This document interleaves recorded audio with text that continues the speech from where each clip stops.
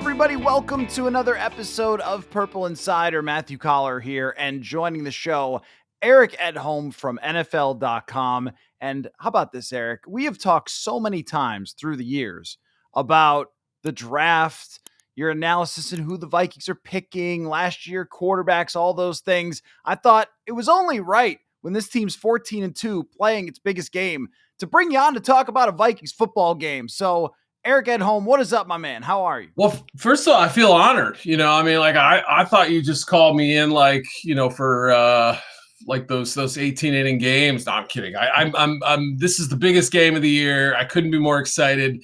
Like this is one of those games where, you could be a Chargers fan from Venezuela and be like, I'm settling in from this one. And I have a good following in Venezuela, so I could say that. But it really checks every box. It's a great discussion for coaching, for team building, for the X's and O's, the storylines with the people involved. There's so many tentacles to this thing. I love it. So here's what I want to do. I want to, since you do power rankings on NFL.com. I do. I want to power rank the most important people. Doesn't have to be players, but most important people. Go back and forth and rank them in this episode. But I also want to talk to you about the journey of a power ranker with the Minnesota Vikings this year, because I wrote an article about the Vikings exceeding expectations. And so I looked back at everybody's preseason power rankings, and actually you had the Vikings early in the season higher than most, but that was like 19th is where you had them. Others had them 25th, 28th going into the season. As you're ranking along throughout the year, when did you buy it? When were you like, okay, you know what? I got to move them up from where I thought and just get rid of my priors on this team? Yeah, that's a great question. Yeah. The first of all, the power ranking journey, as you said, I mean, they asked if I was interested in doing the assignment 2 years ago. I had done it years and years ago, more as like a bean counter type. Like I took everybody's votes, averaged them out, and then wrote the little skinnies on them. And that was easy when I did that at Pro Football Weekly, because it was like a 12-word comment, and the votes were all done for me. I could break ties and things like that. But this has put me in a different kind of position these last 2 years. I definitely feel like you pay for your sins, right? Because you're going to be wrong at some point on every team, probably almost. I mean, even the Chiefs moving them down to 4, I was probably wrong about that, So I can't remember the exact path. Obviously, when they got to the bye at 4-0, 5-0, was it? Yeah. So at that point, they had impressive wins, presumably impressive over the Niners and the Texans. I think we still felt like we're a quality team at that point. Packers certainly qualify for that. The way it went down was a little bit jarring, but nonetheless, you go on the road and win a game like that, you earn some credit. So I think going into the bye, were the Lions and Rams games back-to-back, is that right? Yes. Yep. Yeah, right. I'm just trying to remember the order of the games. Yeah. So at that point, I had to have had them in my top 10. I mean, I had to have been incrementally inched them up because, the more often than not, the victories were impressive. You started seeing a little bit more out of Darnold at that point. Aaron Jones, they hadn't even had the full complement of players back, and so I felt like, boy, this thing's looking good. Now, you don't panic after 2 straight losses, but you certainly have to reflect it. And I would say a couple of games after that where, they're a little run through the AFC South or whatever, where, there was still a buy-in period. So I think I gently eased them back at that point. I would have to imagine the Falcons win was pretty statement, and then obviously the second Bears game, I would say, was about when we started kind of turning the corner and the wheels started screeching a little bit. That was like, how good is this team? Have we underestimated their peak? Have we oversold their bottom? You know what I mean? Have we made too much of the idea? Well, it's remember that 13-3 season, whatever, 13-4. I think at that point I was like, why haven't I bought in a little sooner? I think I should have been a little bit. It's easy to get in these 32 tracks on what a team should be or is or what we think they are. And I think at that point, so the last really 4 or 5 games, I would say it's been okay. Yeah, now I get it. You've now smacked me across the face 14 times, and I'm starting to understand. Well, I don't think that your journey is much different than a lot of Vikings fans when it came to this True. team, Yeah. because after the 2 losses and the fact that they lost Christian Darrisaw for the year, I remember myself doing a 2-hour live stream trying to talk everybody off the ledge. Like, hey guys, they're about to play the AFC South, so the season is not over. I promise you. And they had to win those games against those bad teams, and they were able to do that. But I agree with your point that I think it was actually the Falcons game because, one, the Falcons are a good team and they're in the playoff race and all that. And also Kirk's return, it was getting a lot more attention. But Yep. Sam Darnold went crazy in that game. Yes, he was. 327 yards, 5 touchdowns, blowout victory, 21-point win, and they had a 98-yard drive to close that game out. That was one of those, if you're a really good team, put a whooping on somebody that's good or in the competition, and then they did that. They've passed the late game tests against Arizona and against Seattle, and suddenly you got to a point where you couldn't say, well, who have they really beaten? Well, they've beaten a lot of people. And then with Green Bay, that's a heck of a statement win because that was way closer than the score ended up being. So now they reach this point where that 2022 conversation of, oh, are they for real or whatever, that's way in the past now at this point. Absolutely. And you brought a great point about Darrisaw too.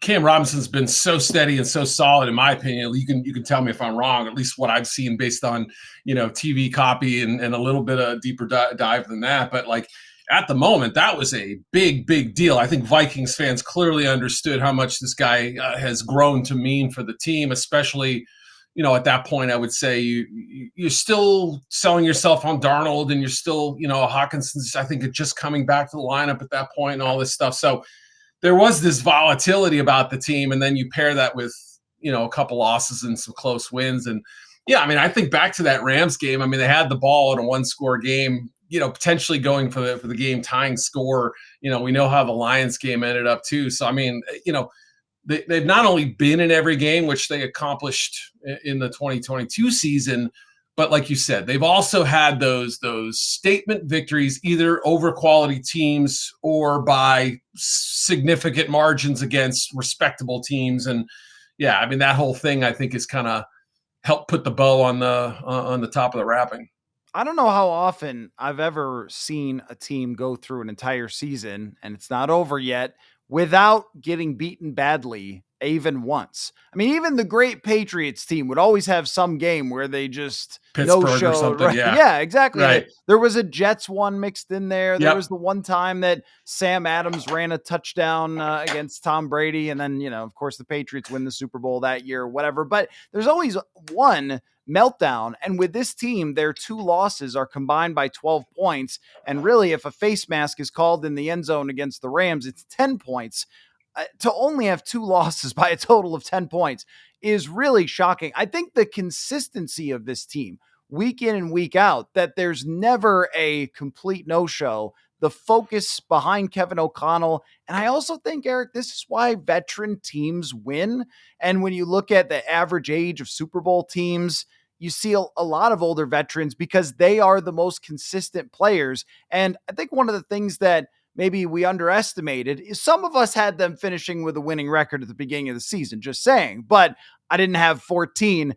But one of the things I thought was they have a lot of proven players that we can actually project out and say, this Van Ginkel guy is probably going to be pretty good. And Cashman and Gernard and even Stephon Gilmore, we can say with big samples, these guys will give them a competent defense.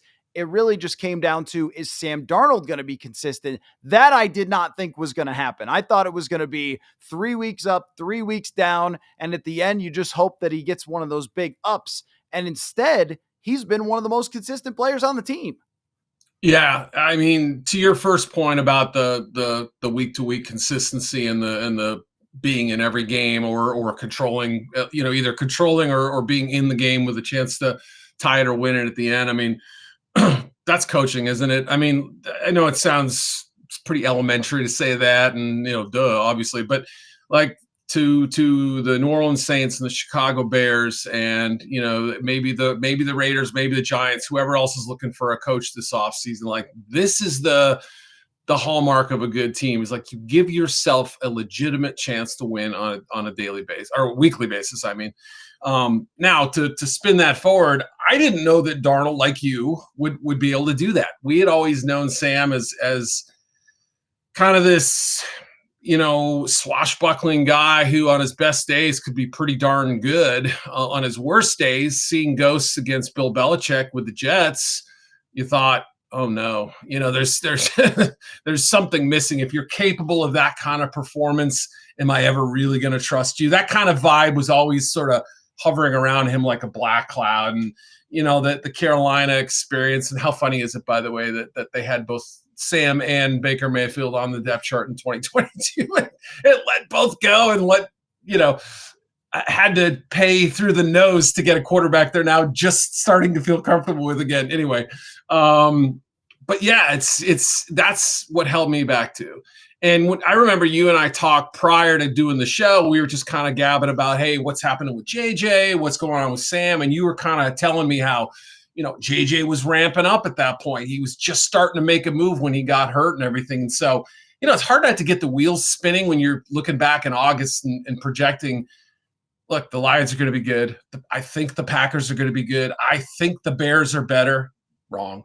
But you know what I mean? Like, those are the parameters in which I kind of operated back then. And it's, with the Bears defense and Caleb Williams, I thought, how are they going to be worse, right? Same conversation I had with the Jets this year, by the way. So what you realize, sometimes wins and losses don't always reflect in how a team's where they're at, but also sometimes they do. And there can be second acts in the NFL. That's the other thing with Darnold. You pair the right quarterback with the right coach. There's a trust. There's a process of them growing together, living through the ups and downs. And I think the faith that KOC has had in Darnold, like, not that he really had, like, if McCarthy was healthy, that's a different story. Obviously, every week, hey, what's going on? So maybe that in a way kind of helped ease the pressure just a little bit, in terms of, I don't have to look over my shoulder, because the guys who would play if they're playing, it means something really bad has happened, and it's probably was inevitable anyway. So that probably helped. But also, I believe that O'Connell is kind of the model of what teams should be looking for in a coach, because you too can take a retread, let's call him what he is, right, and make him into something potentially special here. So you and I did an article before the season, and I talked with you about old draft takes on Sam Darnold, and if draft analysts were still holding out hope that Darnold could be that guy. And almost all the draft analysts that I talked to were like, yes, I think we are a little bit still holding out that hope because of Kevin O'Connell, Justin Jefferson, and so forth. But I remember asking you, hey, who do you think NFL.com's Lance Zierlein compared Darnold to coming out? And you 5 different guesses, 6 guesses. The answer was Andrew Luck. And we laughed about it like, man, wow, that was a high bar to set. And yet the man has played like Andrew Luck this season, pushing the ball down the field, sort of the quiet leader guy who doesn't have the huge personality. He has now become so efficient with the running this offense that it's short passing, deep passing, intermediate passing. He's not afraid to hang in the pocket and take a big hit if he has to. He takes more sacks than he should sometimes. Like Andrew Luck, he can make a play with his legs. What am I looking at Andrew Luck here? Because it's really felt like that through the season. And there were times where I went, well, I don't know if we should get that excited, because there can always be a cliff, but there's been no cliff with Sam Darnold. There really haven't. Yeah. I mean, I don't think, boy, what's the game that we look back at and be like, oh, if he plays that way in the playoffs, they're just doomed, right? I don't think, especially given how all the other pieces have played around him, I don't think we're going to see anything like that. You never know, right? I mean, again, people can slip into old habits, or there were a few times in the Packers game where I felt like, okay, buddy, dial it back a little bit, but like these days, the NFL, it's this hyper aggressive mentality, kind of, it's playing with fire a little bit, but you're catering to players like that. Yeah, on the other side of the field, you have a player like Jared Goff, who, I know he had a 5-pick game this year, but like kind of historically low interception rates outside of that one game, and so he's a different animal a little bit. But he's more a kind of the glue of the whole thing, whereas Sam, even with some stars around him, I think has some juice to him, right? And the luck comparison still to me is a little bit of a clunky fit, but now, like you said, it makes a lot more sense. There was never any question about his talent or his sort of natural feel for playing quarterback. It was almost sometimes for me like he felt too comfortable back there. Like, I can get away with this, like I can try this throw. I can make this training camp throw, in week 11 on the road in a division game. No, you can't, but that version of Sam has, I don't want to say it's been exercised, but it's certainly been shoved into the closet, and I don't know when the next time we'll see it. So let's power rank the most important people in this game. I would try to do some sort of countdown, but I gave you no prep on this. Yeah, I know. We should start, we'll start at the very top and work our way down, as opposed to trying to work backwards from 10. That would be a lot harder. I'm not that gifted, I promise. Yes. Who's the most important person in this game? I was going to say, like, who's reffing the game? Yeah, I was going to get cute a little bit on you. Yeah. It's not Kansas City. Yeah, right. Yeah, exactly. Let me look here. So we're saying most important player to the outcome of this game. I did say person. I did say person. Person, right? Yeah, I know that's where coaches get a little. Yeah. Not to keep kind of. That's a tough one, because you could argue O'Connell. Let's start there. Let's just say he's the choice. Well, it's not as if there aren't major questions right now with Detroit's defense. So I guess the argument would be, well, he just can't get in his own way. He can't be too cute. He can't try to out Detroit and have this super clever game plan and all this stuff. But I don't think I would go with him number one. I would almost say Dan Campbell, in the sense that we saw in that Bills game where he, got hyper aggressive by Lions standards. Like, and I didn't hate it, but I understood where some people were kind of questioning the wisdom of it. And obviously, if they get to that point, if the defense is that kind of hapless and he starts kind of hindering his team's chances of winning, that's where you say he's important, in the sense that it might hurt his team, right? We know how much he's meant the last 2.5 seasons now, really, since midway through the 2022 season. They've been on fire. So I tend to pick him because I think he's overseeing this troublesome defense, all the decision making on offense, and having to deal with Brian Flores's defense and having to deal with Kevin O'Connell too. So I think he's maybe got more on his plate than O'Connell does, if that makes sense. I don't know if I'm really talking my way through it the right way. So I'm not saying one's better than the other. I'm saying Dan could have more of a tangible impact on this game, where we go, plus people are reactionary, and we're now ready for to pounce on any mistake he makes in this regard. So that's my choice. Am I crazy for that?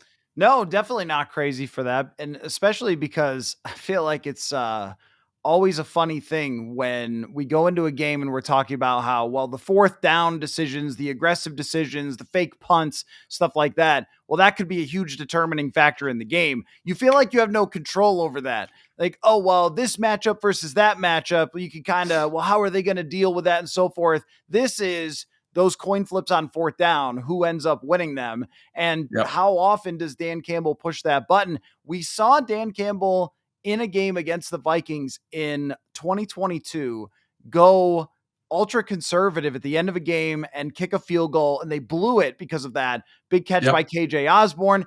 And it was almost like the light went on for Campbell and said, I'm never doing that again, ever in my life. I'm just going to go for it and go for it and go for it, which as a Madden player, I very much respect, but I also know that it comes along with a cost sometimes, and the Vikings have to make him pay for that. So how crazy is Dan going to get? Or is he going to dial it back? Because I actually thought that his biggest mistake, now I'm trying to remember back to the NFC Championship, but he went weak on a different fourth down in the red zone, I believe, in that game where he kind of went anti-thematic, Dan Campbell, and it was the one that they failed on, everyone talked about, but he actually changed course. I think it was at the end of the half in that game where they could have really put San Francisco on ice.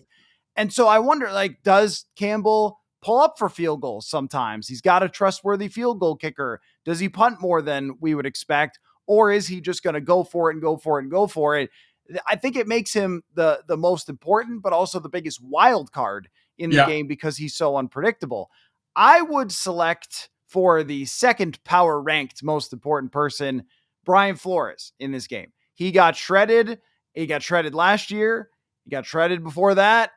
Ben Johnson and this offense, not that they don't do this to everybody, but they have owned the Vikings since Brian Flores got here. They're the only team that can really say that.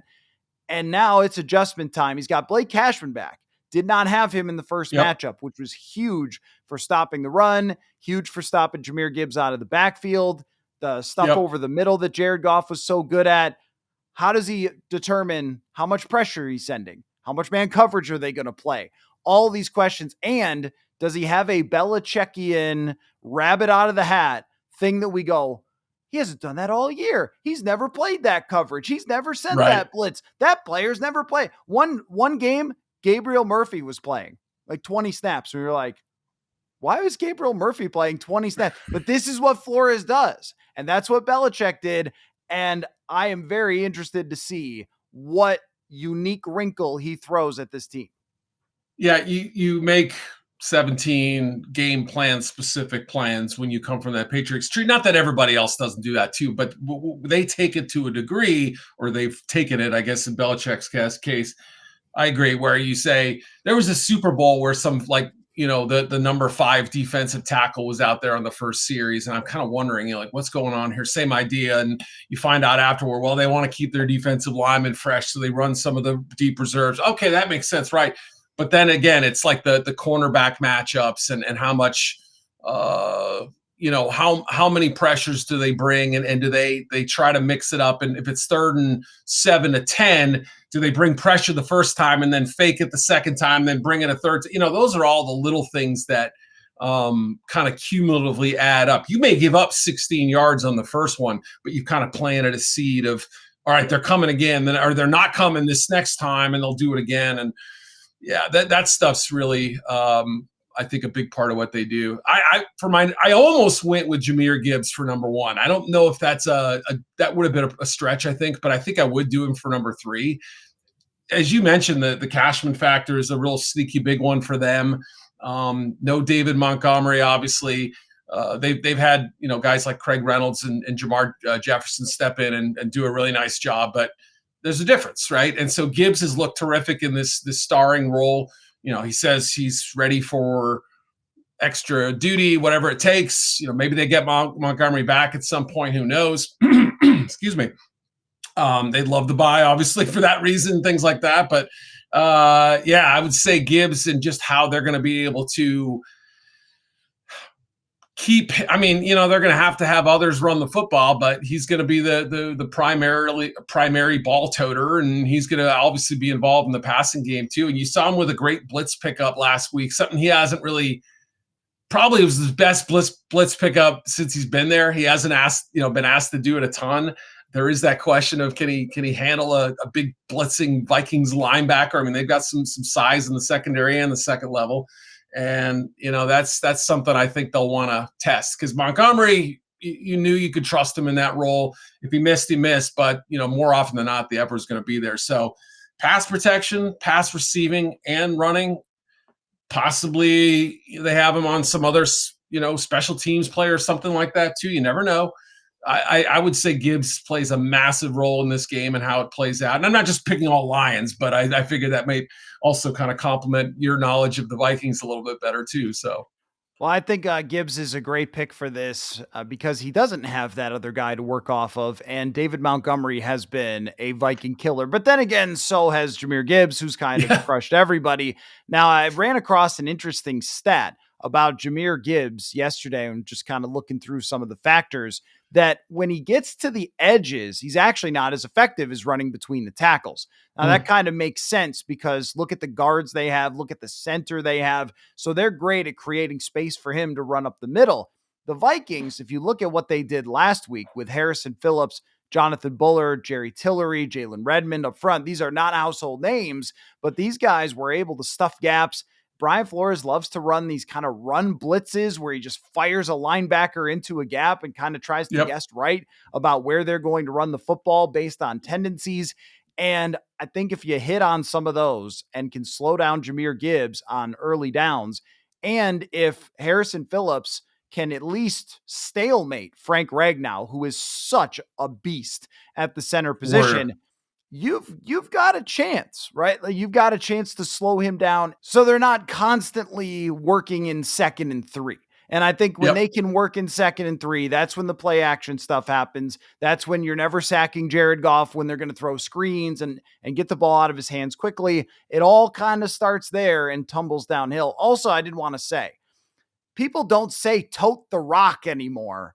They really need to say tote the rock. That's a great saying about giving the ball to running backs. Yeah, I feel like that goes along with people devaluing running backs, but not this running back in Jahmyr Gibbs, really not this season with running backs. I will go for the number 4 pick. Yeah, I think we're at number 4. I'm going to go way, way off the board here and go with Sam Darnold. It's crazy. I know. It's a wild pick. Yep. It's I know. He's number 14 on the team. If you're looking at your depth chart there. Now, I think that it's not just Sam Darnold. It's Sam Darnold versus everything. It's versus the atmosphere, versus Sunday Night Football, versus the crowd, versus the narratives about Sam Darnold and everything else. What I've seen from him is a guy that just doesn't seem to feel it. He was like this at USC.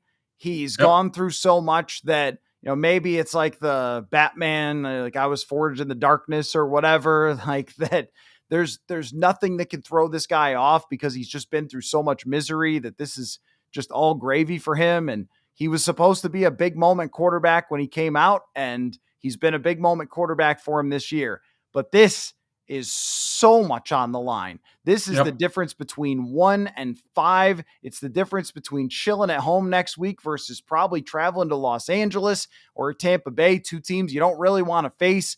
And it's also, and I think he's coming back either way, but it's also kind of the ultimate test. Like, does Sam Darnold really belong in that discussion with Allen, Lamar Jackson, all that? You see the chart people, he belongs in the MVP race with those guys, and they don't factor the running or whatever. But still, like, do you belong in that conversation? Because if you win this game and you play your butt off, I think there's a case that he does. Narrative changer. Absolutely. Yeah. Because, we're all kind of having these discussions too about what's next for Sam and how do the Vikings play this and all this stuff. You forget how public sentiment, again, I would hope teams don't have this much sort of, back and forth in their discussions, but how fast these things can change. Like, we love Sam, screw that guy, he threw three picks, go to JJ, that happens immediately, over the course of 2 quarters of a game, so yeah, there's no doubt that the stakes could be higher for him. And by the way, if going to USC for 3 years being forged in the darkness, I'd love to try that one. I'm just saying, I would give it a go. I would stay on campus. I've heard it's a little crazy out there, but my number 5 selection is Aaron Glenn, and I think he's in a tough spot, man. For all the reasons we've kind of laid out already, and plus some other pretty good ones we haven't mentioned yet. But I just feel like, there's now talk, obviously, you could take the New Orleans job. He's got connections there. That's not a distraction for this team or whatever, but it's certainly a story that is going to, once they get to the playoffs and once we know their interview schedule and stuff, that'll have an impact. But still, he did a great job early in the year. They were a turnover defense. They had Hutchinson. They had waves of depth. The secondary was starting to come together. You could see some progress. And then this injury wave hit. It was just like, man, I know you guys don't care, but like, as a neutral, truly neutral football fan, in the sense that I don't have a favorite team, I don't care like who wins. Like, it was hard not to sort of these are the two best stories in the NFL for me down the stretch, and to see them have to be at this place at everyone's less than 100%, but to be at like 40% on defense. I mean, I don't know what number you give them, but it's rough, man. They've lost, like, Anzalone, that's a factor. That's a big one. Kind of like you said with Blake Cashman, where like Lions fans know this dude's legit and he's going to help this team out. So assuming he plays, it sounds encouraging. Good on them. They can cover that. That linebacker group was a mess. San Francisco knew it. They ate them up for 4 TDs and 5 drives. They should have scored on the other drive. That's the kind of start the Vikings really want to have, and Aaron Glenn has to find a way to get back to at least creating a turnover, a red zone stop, something, force them into a field goal kick, whatever it takes, limit the points. And I don't know if he can do it. I don't know. I mean, if he does, God, bully for him. That's a hell of a job if you scheme up a defense that holds Minnesota under 400 yards and under, let's say, 30 points. I think that would be a phenomenal job. And to me, what that comes down to is, does somebody jump a route? I mean, that's what it's what it kind of came down to last time, was Brian Branch getting underneath a route. And we saw that against San Francisco. The second interception from Joseph was second one for sure. Right? Yep. Yeah. So I think, and this is what Kevin O'Connell's going to know. They are going to try to take risks. Pump faker. Yeah, yep, exactly. And there's going to be some opportunities to take advantage of that. So that's a battle that is absolutely worth watching. O'Connell has completely owned Aaron Glenn the entire time they've gone up against each other. And even the Vikings kind of owned him before when Kirk was playing against the Lions. So this is a team they've never had trouble scoring against. But when you're facing an offense like that, one possession can completely change everything, which is what makes it great. Let's throw out just one completely off the radar, totally underrated factor that nobody's thinking about. I got a deep one for you. Okay. Number 2 tight end, Josh Oliver. I thought you were messing with me, like the Darnold one. I'm very impressed. Continue, sir. Yes. No. I want a deep one from you as well on this. Here's why. He's the number 1 blocking tight end in the run in the entire NFL. Teams can run against this Detroit team, especially without McNeil up there. Anzalone does change it a little bit, but the linebackers, you can run against Detroit. And if you can keep your team on the field, it is a huge advantage against an offense that's so good in Detroit. Aaron Jones, big game player. I think they're going to use him a lot. And I also think too, that he can be a sneaky weapon for this team in the play action, the passing game, where Sam Darnold and Jared Goff are the top 2 quarterbacks in the league at play action. I think he could be a guy where you go, wait a minute, Josh Oliver scored 2 touchdowns, or, hey, they ran for 138 yards with Aaron Jones in this big game. And a lot of it's with 2 tight ends on the field. You mentioned their shortage of linebackers. I think that this could be something that Kevin O'Connell likes to roll out in this football game. So what is yours? What is your deep cut underrated factor? Yeah, I guess, Yeah. I was actually just peeking. Let me backtrack. I'm glad we did it this way. It doesn't sound like Anzalone may play now. So. Oh, really? Yeah. Oh, wow. That one. Yeah. It sounds like there may be some doubt. I saw a report. While you were talking, I just wanted to make sure that I was saying that right. So we'll see. We'll find out if he actually does or not, but there's maybe a little, not 100%, but I still think he will try to go. So we'll throw him out. We've already used Anzalone, and I'm trying to look down here. I mean, is Kirby Joseph too obvious? Probably. Let me think of a different one. Pat O'Connor. I'm trying to think of somebody up on front who's just like, maybe like Josh Pascal or somebody like that, trying to, dent that good Vikings defensive line with pressures and at least kind of get somebody up in Darnold's face. And that's not a great one, but I'll kind of roll with it and pretend it is. But, active hands, good length, enough power to be able to set the edge in the run game and things like that. And Obviously, what the Vikings do is I think throw to run, but also know the importance of the run game and when it comes into play and all that stuff. And I just feel like he's sort of been one of the few guys who you can sort of feel relatively good about. And earlier in the year, he had a few games where he really made an impact. It was the Arizona game and one other one where I'm trying to remember. But that's one where if you're looking for somebody other than Branch or Kirby Joseph or even like Zadarius Smith, I think a lot of people know the name, or certainly he's one who would be a big help. Yeah. I mean, he was good against the Vikings in the last game as well. So okay, good, even better. Let's get it on record here. How do you think that it plays out? I picked the Lions to win like 37-36 or something. And as soon as I sent the pick in, this is like maybe 3-4 days before we tape this, and I went, I think the Vikings are going to win. And I said this before, I think before you asked me on, I don't know, it was right around the same time. No relation whatsoever. No, I mean, like I've gone on here and criticized the Vikings before. And, like I said, I'm not attached to any one team. I'm starting to think that it's not like the Lions are going to lay down or like, attrition finally set in. But like, obviously there's a breaking point defensively. It puts so much pressure on them. Now, last week it looked easy. Like, we fell behind to the Niners. No big deal. Turn the afterburners on. Use that Batman, that little button you push in the car to get that extra boost, right? They have it. No question about it. They're in their home stadium, but the Bucs beat them there. The Bucs almost beat them in the playoffs. The Rams went in there. We know that great Stafford game last year. It's loud, I think, for teams like the Colts and the Titans and even the middling teams. It's going to be a little bit of a crisis going in there. But if you can find, you have the firepower and things like that to score and kind of put them on their heels a little bit. I don't know that, like, again, I'm not trying to downplay a rabid crowd in a place that is birthed this amazing sort of football life there now. But I think the Vikings I'll split the score. I'll say 37-36 Vikings. How about that?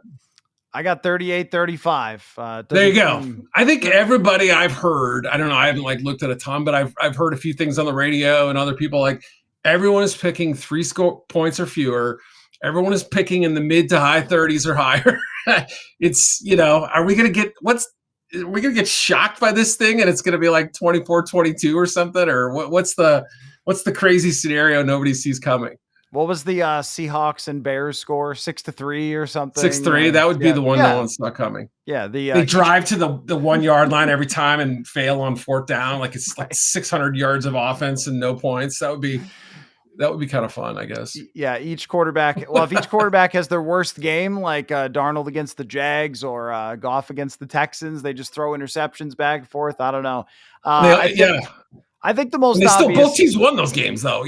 That's right. I know, which probably shows how strong they are. I just think the most obvious answer is the right one. We don't have to try to go too far off the path. Yes, with that prediction, Eric Edholm, NFL.com. The only person. This is actually true. The only power rankings I actually click on are yours. So, man, honestly, I know you're saying that I really appreciate that, because to be totally honest, before I wrote them, I never clicked on power rankings. My friend Frank Schwab, I think from Yahoo, I would read his, because I always appreciated his perspective. He had a different view on things than I did, and so I was like, oh, Frank makes a good point. So I did click on his, but like I didn't read him like, ooh, where do they have the whoever's this week? So thank you very much for that nice compliment. I appreciate that. Well, I respect the work that you put into it, and that it's not just the standings, which a lot of power rankings are. So anyway, well, I do appreciate all of the times that you've come on the show through the journey of the Vikings working their way here to a 14-2 game, and you came through in the clutch. We'll see if Sam Darnold does as well. NFL.com, Eric Edholm.